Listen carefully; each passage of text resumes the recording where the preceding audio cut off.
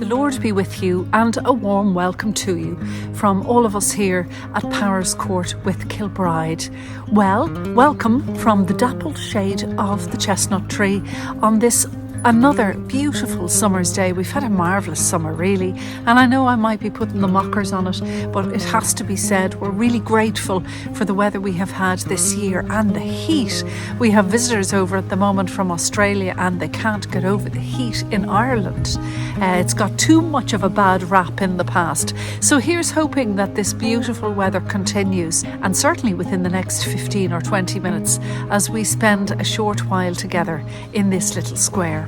Today I wanted to very briefly have a look at the energy of intentions, which is another way of saying prayer. But first, and as always, we pause now in prayer together in this square.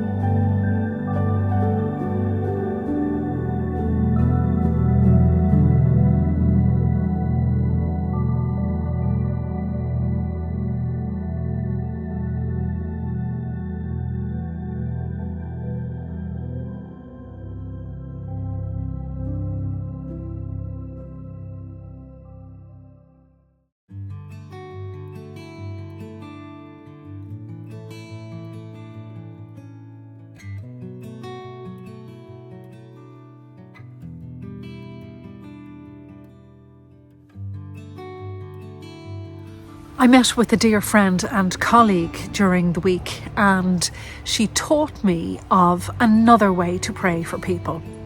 And I suppose we can recognise that God is so vast and people are so entirely different that people might choose different ways to pray for others or hold intentions for others.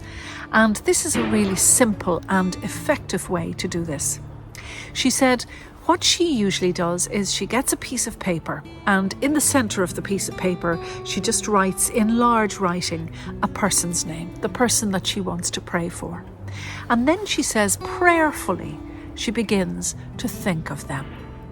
And she writes down the words that might fall into her mind. It might be words that describe this person. It might be words that describe what they might be going through at the present time. Or images might form. And you don't have to be an amazing artist to do this, by the way. All you do is doodle whatever comes into your mind. This is truly iconic, isn't it? And I mean it from every sense of the word.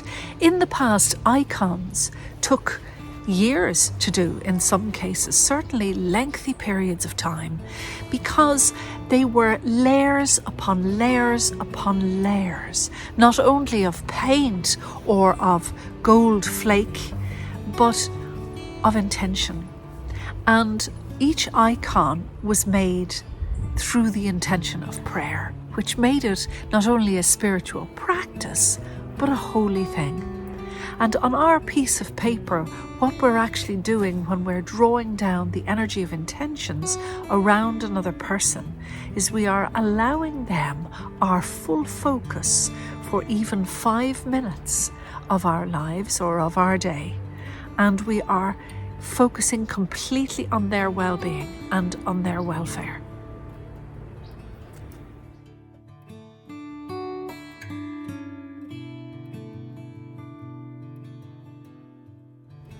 For some of us, we need to take the ether and make it tangible, and this is one of the ways in which we can do this.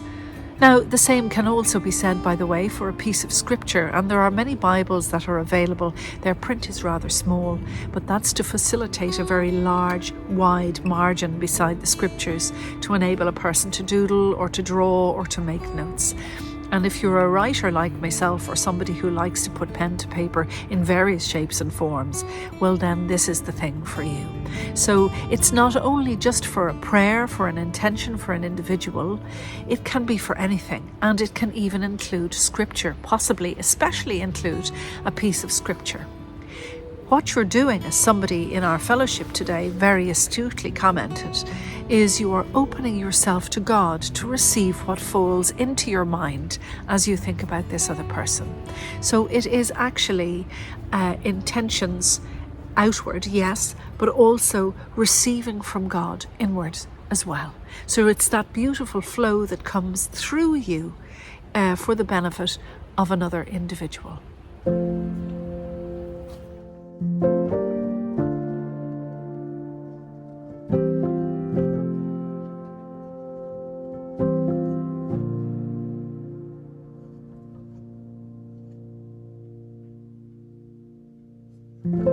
If you imagine prayer as the energy of intention that flows from you into the life of another person, and if you have a creative mind that needs to picture this, perhaps you can pick a colour for your energy of intention that is prayer.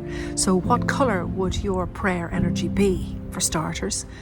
Then if you can imagine that actually emanating from you and surrounding that other person, almost like a smoke, just absolutely encasing that other person in this energy of intention. Sometimes that's a very helpful way to imagine you are reaching a person. I've often imagined, if there's somebody in hospital, that you are, even in your imagination, sitting by their bedside, or you are actually sending that beautiful, for me, it's an almost white golden light, if you know what I mean, that comes and just encases that person in your imagination.